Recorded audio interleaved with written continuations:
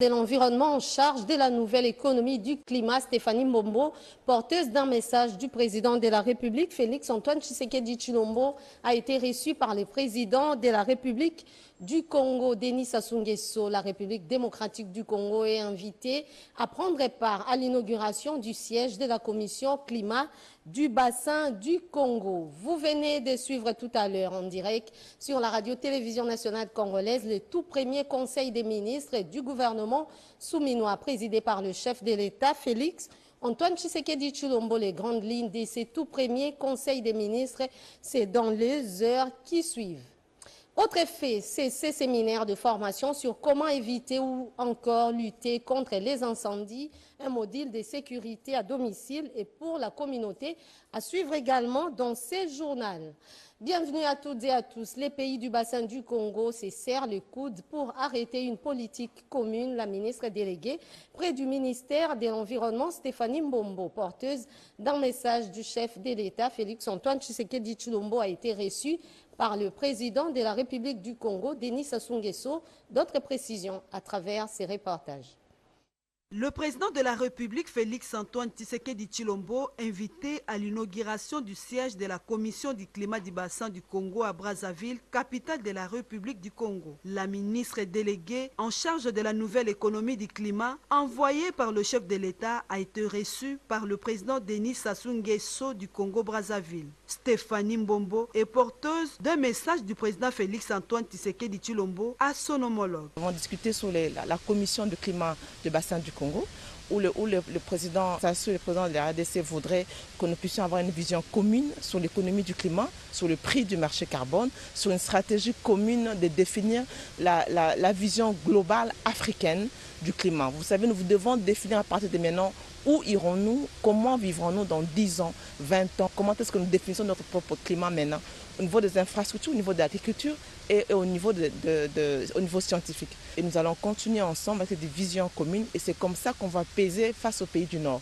C'est quand nous, pays de la région du bassin du Congo, nous parlerons même langage sur la nouvelle économie du climat, sur notre stratégie globale du climat pour la prochaine COP 29 qui arrive et surtout pour la COP 30 qui va se passer au Brésil. Pour la ministre déléguée, le président Félix-Antoine Tshisekedi Tshilombo est prêt à accompagner ses homologues du bassin du Congo, question de définir la stratégie régionale pour le financement du climat.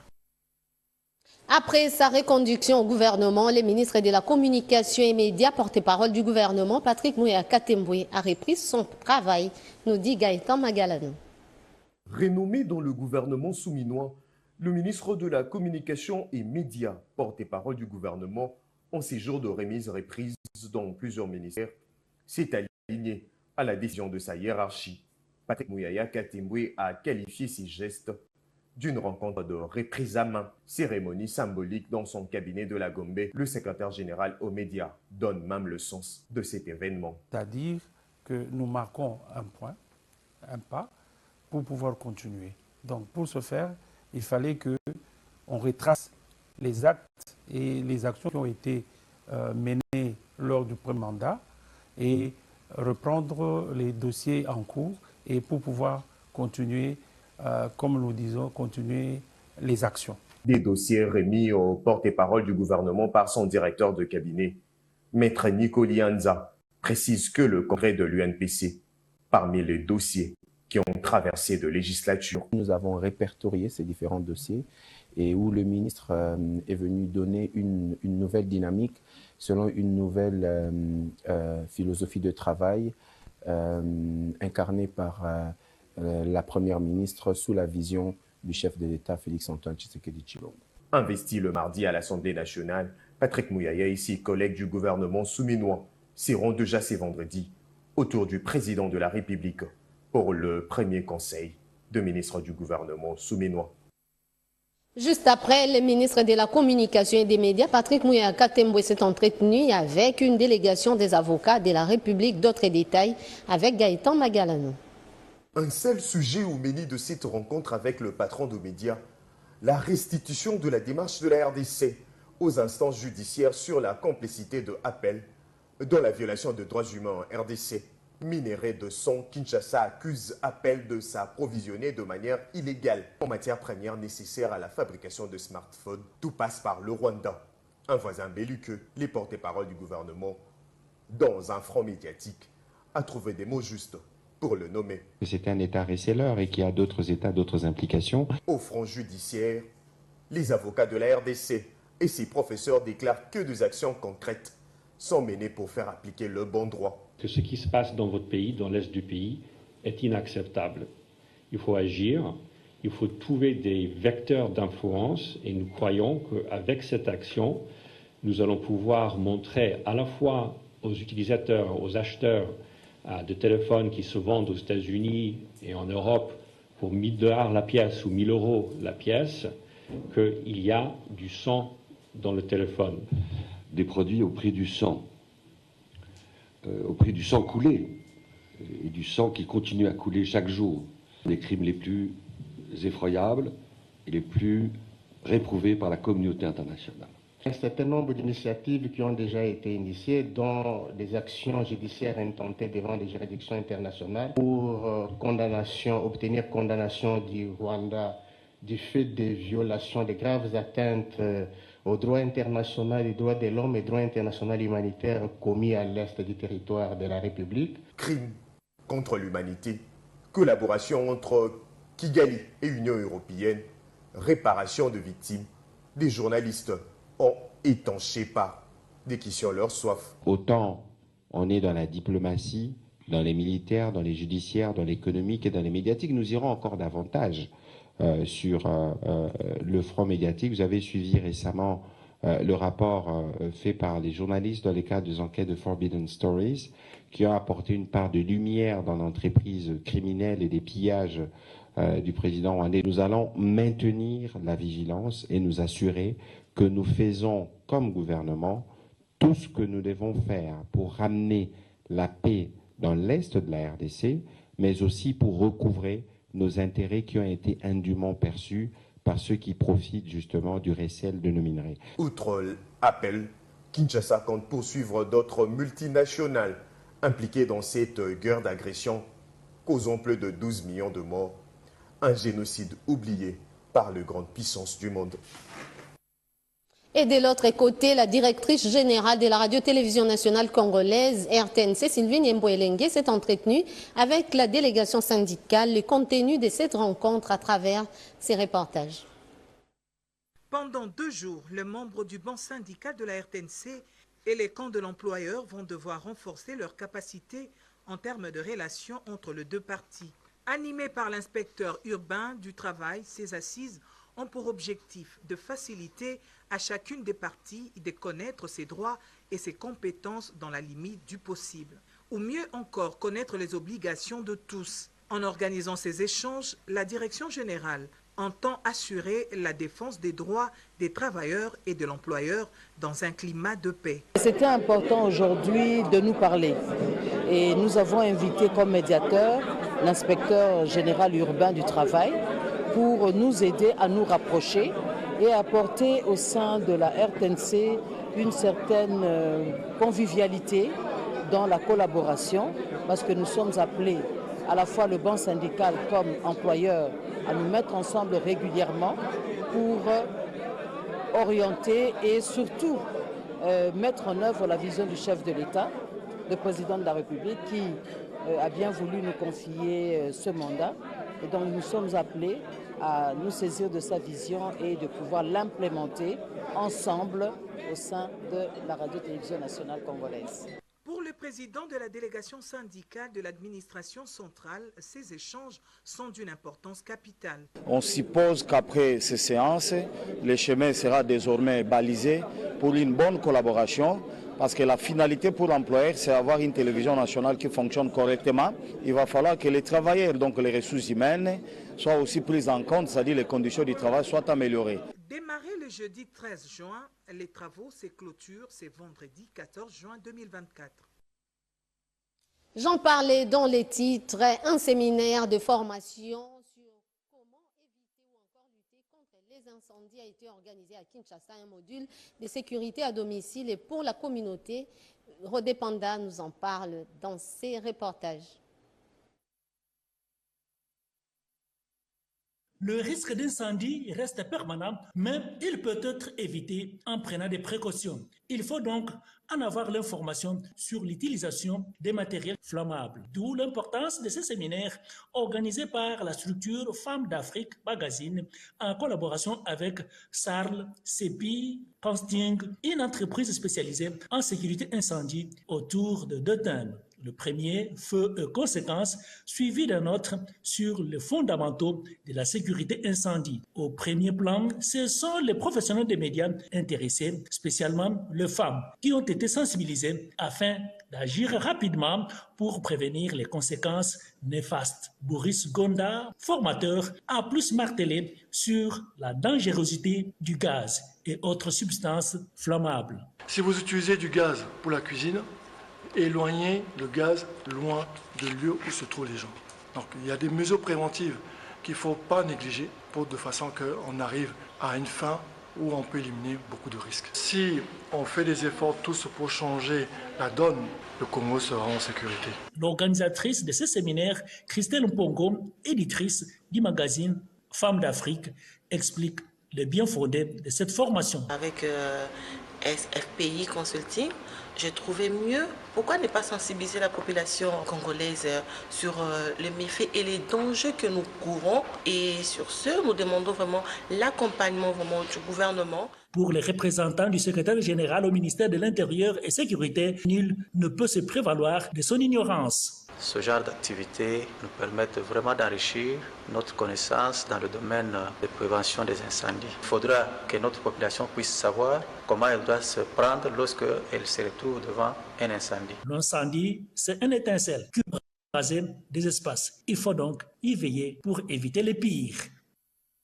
Environnement à présent, avec le projet sur la protection de la biodiversité congolaise, ont été évalués au cours d'un atelier organisé ici à Kinshasa. Encore une fois, pour les reportages. Les experts du secteur de l'environnement se sont retrouvés durant 2 jours à Biboua pour évaluer, discuter et échanger sur les réalisations des recommandations formulées lors de la première réunion du comité de pilotage dans le cadre du projet APA qui consiste à protéger la biodiversité congolaise en vue d'en assurer un partage équitable des avantages suivant les protocoles de Nagoya et élaborer également les PTAB APA avec l'appui du PNUE, Programme des Nations Unies pour l'environnement. Cette deuxième session du comité de pilotage a été présidée par le secrétaire général à l'environnement, Benjamin Toyirambe, qui en donne la pertinence.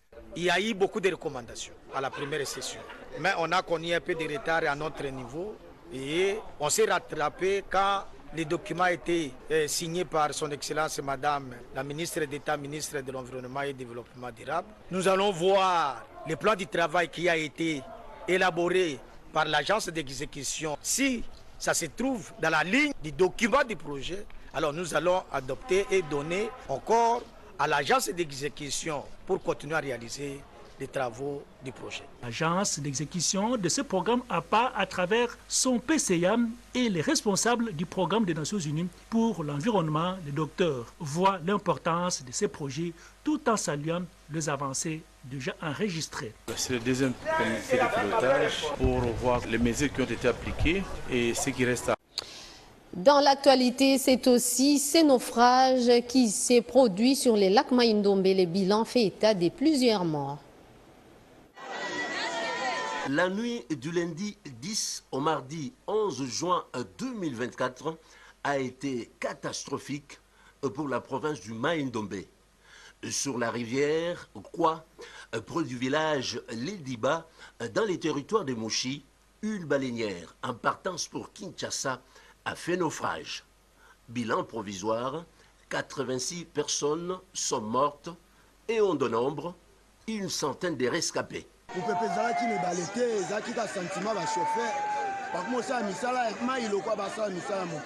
C'est pas le vent qui est à la base du naufrage, c'est l'excès de vitesse que nous déplorons.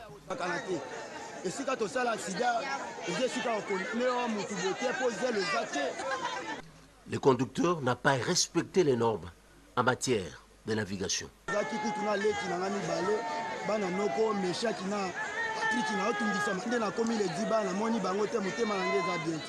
Les causes de cette hécatombe ne sont pas connues. Pour plus de lumière, le chef de l'État Félix-Antoine Tshisekedi est très affecté par cette situation, a instruit les autorités sectorielles pour qu'une enquête soit diligentée, histoire de rétablir les responsabilités. Pour rappel, en 2023, la RDC a enregistré plusieurs naufrages, notamment dans les Maïndombe, le Kasaï et l'espace Grand Équateur, où plusieurs personnes ont perdu leur vie. La question de la sécurité des passagers qui prennent place à bord des embarcations revient sur la sellette. Le gouvernement central est appelé à tirer toutes les conséquences pour mettre fin au naufrage devenu monnaie courante dans les secteurs lacustres. Dans la province du Nord Kivu, les représentants des régies financières miniers et la société civile sont en atelier d'amélioration du projet du rapport des litiers 2022 à Goma. C'est un reportage de Fabrice Loukeka et Emmanuel Balole-Mwami de la RTNC Goma. L'amélioration du projet de cadrage du rapport ITIR-DC 2022 pour de Goma fait l'objet depuis ce jeudi 13 juin d'un atelier de 3 jours qui réunit les acteurs du secteur minier, les délégués des entreprises, des régies financières et la société civile. Ce cadrage des rapports qui doit être amélioré vise à déterminer avec précision les données qui doivent contenir les rapports ITIE RDC 2022 à publier avant le 31 décembre 2024. Les recettes recensées s'élèvent à 6,238 milliards de dollars, dont 5,911 milliards pour les secteurs miniers, dont 327,579 millions pour les secteurs pétroliers, peut-on lire dans ces documents. L'expert en planification de l'ITIE-RDC, Baudry Omewa-Tungandoua Moulamba, revient ici sur l'essentiel de ces cadrages. Nous avons délimité, nous donnons ce que les cadrages doivent contenir, notamment les informations financières, les informations contextuelles, mais aussi les entreprises qui sont retenues dans les périmètres des déclarations. Nous avons aussi le flux qui sont les flux retenus dans les périmètres des déclarations et toute autre information pertinente en ce qui concerne les rapports à produire d'ici le 31 décembre 2024. Les participants promettent d'améliorer ces cadrages sur base des données récoltées sur le terrain. Dans le cadre de la bonne gouvernance, à tous ces services intervenants de cette chaîne, afin qu'on puisse voir comment améliorer les qualités de nos services chacun dans son rayon respectif. Nous avons le devoir d'améliorer ces cadrages qui ont été établis sur base des données récoltées sur terrain et nous pensons que dans les jours à venir, nous aurons un bon rapport par rapport à ce que nous avons fait en 2022. Car en 2022, il y a eu des défis, beaucoup de défis, des incomplets par rapport aux données qu'on a récoltées sur terrain. Il faut signaler que le rapport ITIE-RDC 2022 sera publié après la collection des amendements des différentes provinces. Le programme d'action du gouvernement souminois reçu un plébiscite dans la province du Haut-Katanga. Par exemple, la vision Fachi rénovée a procédé à la restitution du contenu de ces programmes aux forces vives. Cédric et Nina pour les commentaires.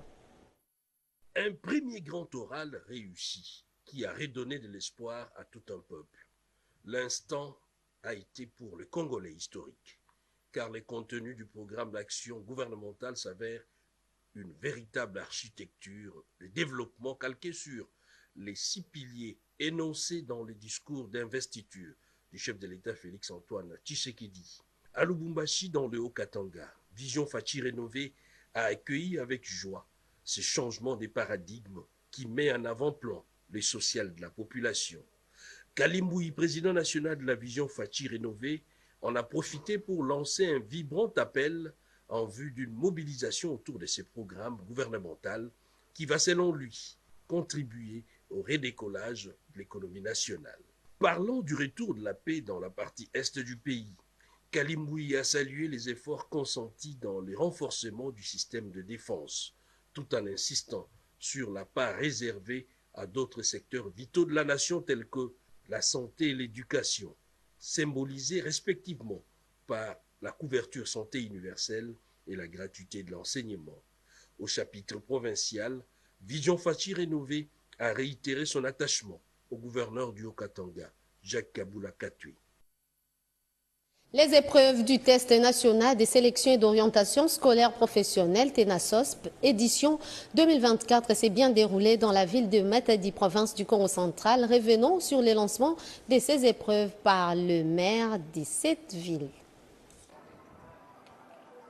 C'est au complexe scolaire OREB, école bilingue, qu'a vécu les lancements officiels du test national des sélections d'orientation scolaire et professionnelle TENASOSP, édition 2024 dans la province éducationnelle Congo central 1, où plusieurs personnalités éducationnelles et politico-administratives ont pris part, notamment le maire de la ville portuaire de Matadi, Dominique Kodiambete. Plusieurs discours riches ont émaillé cette activité pour encourager les finalistes, entre autres celui du directeur provincial éducationnel Congo central 1, John Bopilo, suivi de l'inspecteur principal provincial Claude Conkou et le chef de la délégation nationale de l'EPST qui n'était pas en reste. Pour sa part, le premier citoyen de la ville, Dominique Kodiambete, a placé quelques mots à l'endroit de ses élèves en ces termes. Nous devons être très reconnaissants à l'endroit du président de la République qui a mis en place la gratuité de l'enseignement et qui toujours suit de très près l'éducation et la formation de nos enfants. Si à tous les examens précédents vous avez réussi, pour arriver jusqu'à ce stade, nous sommes convaincus qu'aujourd'hui vous allez également briller en répondant à toutes les questions qui vous seront proposées. Ici également l'occasion de remercier les parents qui ne cessent d'envoyer leurs enfants à l'école pour que demain, ce pays puisse avoir des cadres compétents pour assurer notre relève.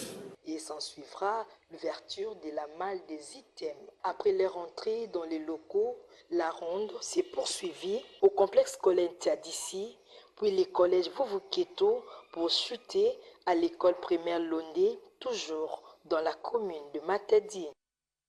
Religion, les premiers vice-présidents de l'Église du Christ au Congo SCC appellent les responsables des communautés locales à plus d'assiduité au travail.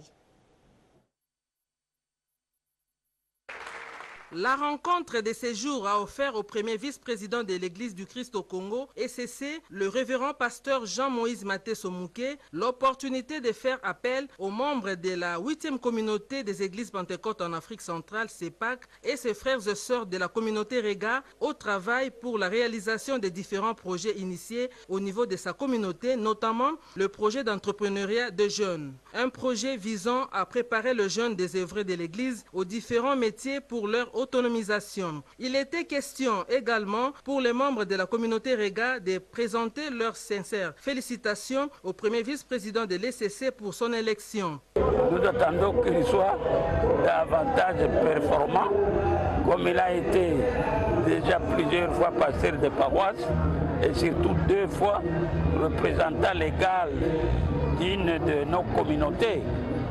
Donc, il sera performant. Le révérend pasteur Jean-Moïse Matesso a martelé sur l'importance du travail dans la vie d'un chrétien. J'ai été élu par l'Assemblée de l'ECC. J'espère qu'avec leur soutien, nous pouvons réussir. Quand on est unis ensemble, il n'y a pas d'impossible. C'était aussi une occasion pour remercier le président national, le révérend Bokondoa Olikabe, pour m'avoir désigné m'accompagner. Je remercie aussi le président de Milapro, qui a mobilisé beaucoup de ressources et beaucoup de choses pour que je sois ce que je sois aujourd'hui. Plusieurs invités des marques étaient présents à cette cérémonie pour témoigner leur accompagnement aux initiatives du premier vice-président de l'Église du Christ au Congo. Ce journal est complètement terminé. Merci à vous de l'avoir suivi. Au revoir.